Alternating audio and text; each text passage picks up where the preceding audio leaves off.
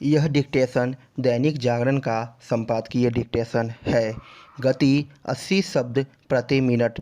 Start होगा 5 second बाद। Start. यह तथ्य सामने आना चकित करता है कि संविधान पीठ में भी कई मामले लंबित हैं। इससे भी हैरान करने वाली बात यह है कि इनमें से कुछ मामले 1.5-2 दशक पुराने हैं। आमतौर पर संविधान पीठ में वही मामले भेजे जाते हैं जो व्यापक महत्व के होते हैं। होना तो यह चाहिए कि ऐसे मामले प्राथमिकता के आधार पर सुने और निपटाए जाएं। कोई नहीं जानता कि ऐसा क्यों नहीं हो रहा है।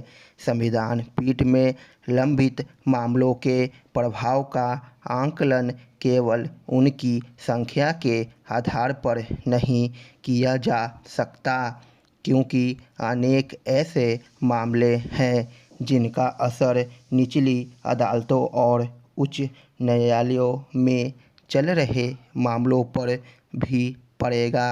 संविधान पीठ के समक्ष विचाराधीन मामलों के लंबित रहने का औचित्य इसलिए नहीं बनता क्योंकि इस समय सुप्रीम कोर्ट में न्यायाधीशों का कोई भी पद रिक्त नहीं है।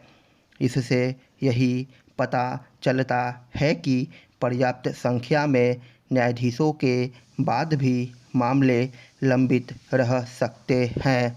उन कारणों की तह तक जाने की ज़रूरत है जिसके चलते न्यायाधीशों की पर्याप्त संख्या भी लंबित मामलों के निपटारे में सहायक नहीं बन पा रही है। इनमें एक कारण तो तारीख पर तारीख का सिलसिला है और दूसरा यह कि सुप्रीम कोर्ट हर मामले को सुनना आवश्यक समझने लगा है। यद्यपि सुप्रीम कोर्ट की ओर से कई बार यह कहा जा चुका है कि जनहित याचिकाओं की आड़ में उसके पास तमाम फालतू की याचिकाएं आने लगी है, लेकिन उसकी ओर से ऐसे कोई उपाय नहीं किए गए हैं जिससे उसके पास ऐसी याचिकाएं न आए। इसका परिणाम यह है कि जनहित याचिकाएं दायर किया जाना एक उद्योग का रूप ले चुका है।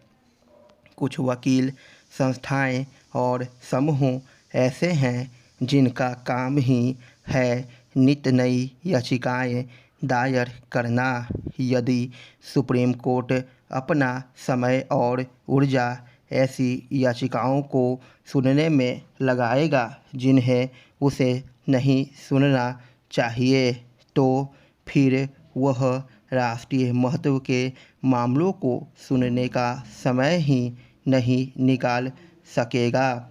यह मानने के अच्छे भले कारण हैं कि वर्तमान में यही हो रहा है और इसी कारण संविधान पीठ के समक्ष लंबित मामलों की संख्या बढ़ गई है। आवश्यक केवल यह नहीं है कि संविधान पीठ में लंबित मामलों के निपटारे में तत्परता दिखाई जाए, बल्कि यह भी है कि अन्य मामलों का निष्पादन भी प्राथमिकता के आधार पर हो। जब तक सुप्रीम कोर्ट अपने समक्ष लंबित मामलों को जल्द निपटाने का काम नहीं करता, तब तक उसकी ओर से निचली अदालतों को ऐसा उपदेश देने का कोई महत्व नहीं कि वे मामलों की सुनवाई तेजी से करें। पहले उसे स्वयं उदाहरण पेश करना चाहिए।